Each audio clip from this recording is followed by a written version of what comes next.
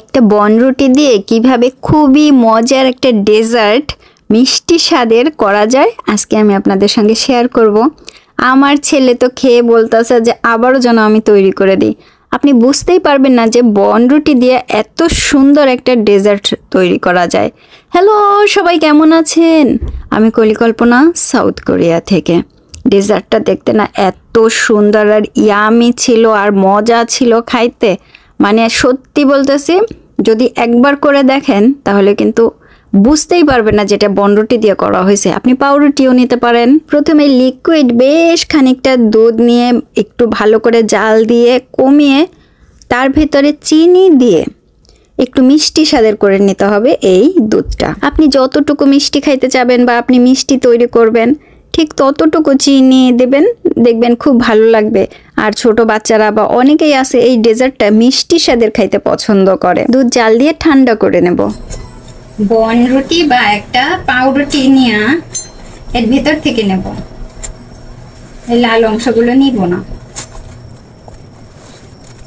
পাউরুটি নিলেও বাইরের অংশগুলো নেবেন না। আচ্ছা, একটুকু নেব।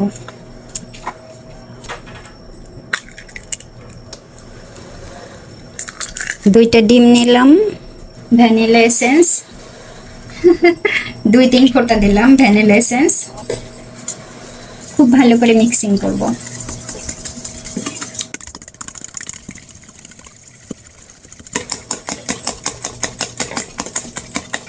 ডিম খুব সুন্দর করে ফেটে নিতে হবে।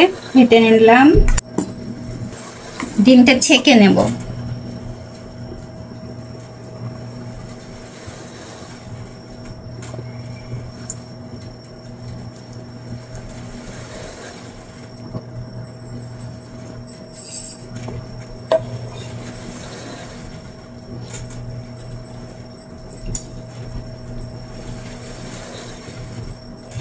ঠিক অপোজিটে এই পাশ থেকে যে দুধটা আমরা জাল দিয়ে নিয়েছি সেই দুধটা এই পাশ থেকে ছেঁকে নেব।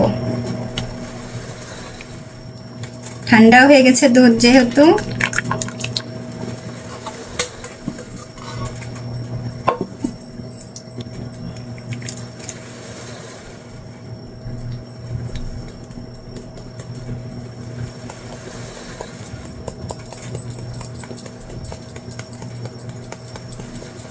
এবার এখানে আমি বেশ খানিকটা গুঁড়ো দুধ নিয়েছি, দিয়ে দেবো। এবার ভালো করে মিক্সিং করতে হবে। এইখানে ক্যারামেল তৈরি করব, সেজন্য আমি বেশ অনেকখানি চিনি দেব। অনেক ক্যারামেল তৈরি করব যেহেতু আমি, সেজন্য চিনিটা বেশ দিয়ে দিলাম। ক্যারামেলটা খুব তাড়াতাড়ি গলে যাচ্ছে, দেখেন। হালকা আছে রাখলেই কিন্তু ক্যারামেলটা সুন্দর এই যে গলে যাচ্ছে, কালারও চলে আসতেছে। জাল আমি একেবারেই স্লো করে দিছি, মানে একেবারে নিবু নিবু জালে। এখন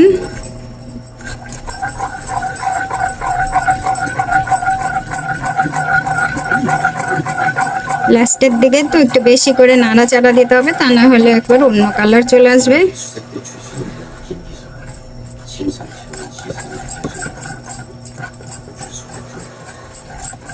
সুন্দর একটা কালার আসছে, কি বলেন?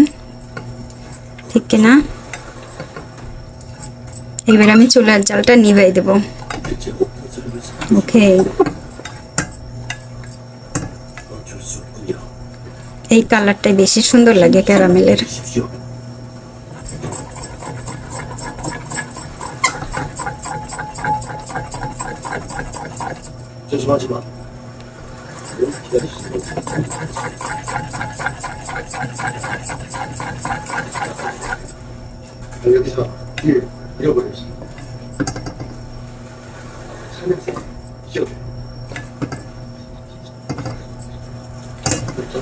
আসছে, বাটিতে দিয়ে দিচ্ছি।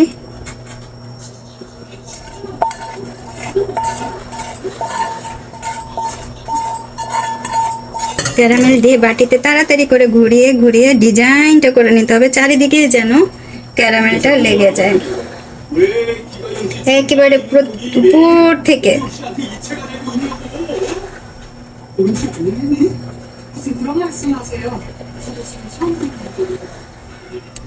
ধীরে ধীরে উপর থেকে নিয়ে আসলে পরেও ওর উপর পর্যন্ত ক্যারামেলটা সুন্দর লেগে যাবে।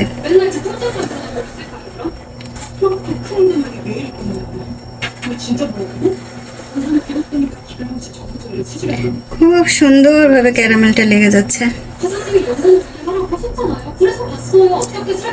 প্রচুর গরম, মাটির হাঁড়ি তো কোরিয়ান, এটা এখন প্রচুর গরম হয়ে গেছে। আর নিচটা যেন একটু সুন্দর থাকে সেজন্য এই যে গরম। একটু তাড়াতাড়ি ঠান্ডা হওয়ার জন্য আমি ঠান্ডা পানির ভেতরে প্রচুর গরম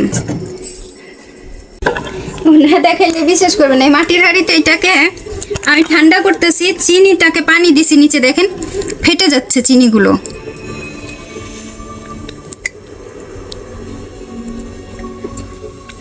এই মাটির হাঁড়িটা আমি নতুন কিনছি, আজকে প্রথম ব্যবহার করব, কিন্তু দেখেন প্রত্যেকটা জায়গা থেকে ফেটে যাচ্ছে চিনিগুলো। এই দেখেন ক্যারামেলটা একেবারে ঠান্ডা হয়ে বসে গেছে, চারিদিক থেকে একটু একটু বেশ ভেঙে গেছে, কিন্তু পড়ে যায় নাই। ধীরে ধীরে রাখি যেন পড়ে না যায় ক্যারামেল গুলো। সেই যে রুটি টানছিলাম, মানে ছিঁড়ে ছিঁড়ে রাখছিলাম, এটাকে টুকরো টুকরো করে দেব, যত ছোট ছোট টুকরা করতে পারেন। চারিদিক থেকে টুকরো টুকরো করে এই পাউরুটিটা, বনরুটি পাউরুটি যাই নেন না কেন,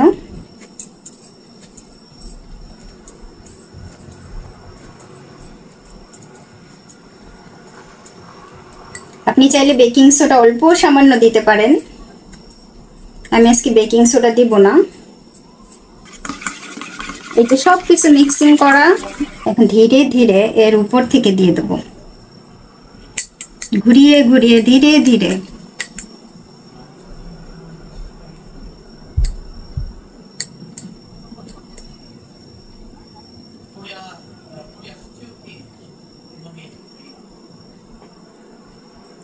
একটু একটা কাঠি বা একটা চামচ দিয়ে একটু ডাবায় দিবেন।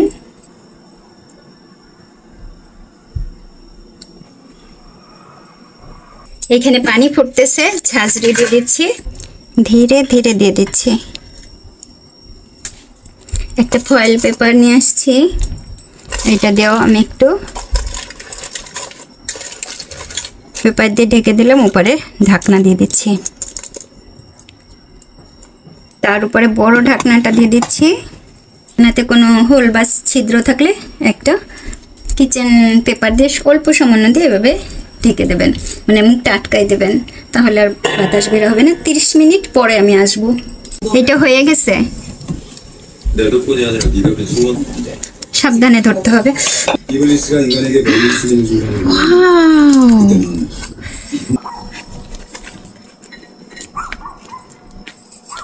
এটা আমি তো উঠাই, চেষ্টা করি গরম থাকতে থাকতে উঠানো।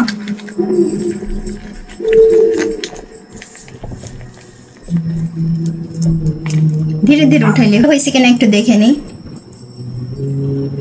ও সুন্দর হয়েছে। এটা গরম থাকতে থাকতে আমি এটা উল্টাই নিব।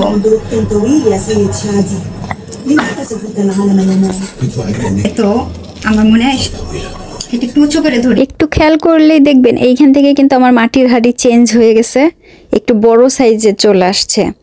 ওইটাই আমি আবারও এইটাতে দিয়ে আরো সুন্দর করে একটু বড় সাইজ করে নিয়েছিলাম।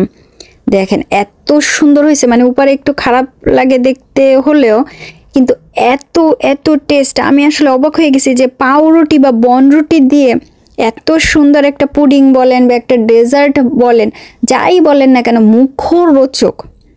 বাচ্চারা তো ইয়ামি ইয়ামি করে খাবে, আমার জিউ তো মানে পচা তো সেই রকমের টেস্ট, এত টেস্ট হয়েছে। ও পুরাটা খাইছে। আর এইটা যখন এই যে আমি কেটে কেটে রাখতেছিলাম, ও এসে খাবার পরে বললো কি ফ্রিজে রাখতে, যখন ঠান্ডা হয়ে যাবে। একবার ঠান্ডা হলে পরে আরও বেশি ইয়ামি ইয়ামি লাগতেছিল। পচা অনেক মজা করে খাইছে এবং এত ভালো হয়েছে। আমি শেষে মানে আমাকে বারবার বলতেছিল যে আরেকটু তৈরি করে দিতে। তারপরে আমি চিন্তা করতেছিলাম ওইখানে তো আরও একটুখানি বাকি ছিল, ওইটুকু আমি শেষে আবার তৈরি করে দিয়েছিলাম। তো আমি আজকেও হয়তো আবার এটা তৈরি করব এবং পরেও তৈরি করব। আপনারা অবশ্যই চেষ্টা করবেন, বা যদি কেউ এইভাবে বানাতে চান একটা পাউরুটি বা বনরুটি দিয়ে এত সুন্দর একটা ডেজার্টের 2টা ডিম, মিল্ক, এই যে চিনি দিয়ে যদি এইভাবে তৈরি করতে চান, আমি যেদিক থেকেই দেখাই না কেন একটা ইয়ামি কালার, পাশের কালারটাও মানে যত সুন্দর আসছে, ভেতরের রঙও সুন্দর আসছে, দেখতেও অনেক সুন্দর, ক্যারামেলটাও অনেক ঠিক ছিল, মানে সেই রকমের সেই লেভেলের একটা সুন্দর এবং ইয়ামি। এটা আমি আরও সুন্দর করে হয়তো বা অন্য সময় তৈরি করব। দেখতে কত মজা লাগতেছে, মানে দেখতে সুন্দর। পাউরুটি দিয়ে বা বনরুটি দিয়ে আমি প্রথম তৈরি করলাম এবং প্রথমবারেই একেবারে সম্পূর্ণভাবে খুবই ভালো হয়েছে এবং খুবই ইয়ামি হয়েছে। আমার কাছে যথেষ্ট ভালো লাগছে, আমি 100তে 100ই দেবো এখানে, যে এত ভালো। এটা যেহেতু একটু সফট হয়েছে, যদি আপনি একটু বেকিং সোডা দেন তাহলে কিন্তু ভেতরটা একটু শক্ত শক্ত হবে, ওইটা খাইতে কিন্তু আরও টেস্ট, মানে দুইটাই টেস্ট।